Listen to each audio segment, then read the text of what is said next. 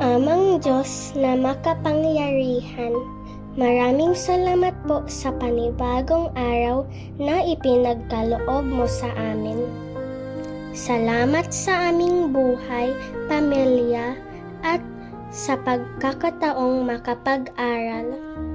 Buksan mo po ang aming isipan sa karunungan at ang aming puso sa kabutihan. Turuan mo po kami na maging tapat sa aming mga salita at gawa.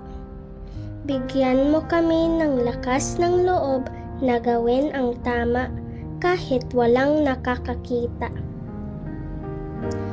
Naway palagi naming piliin ang kabutihan, maging magalang sa aming guro at maunawain sa aming mga kaklase.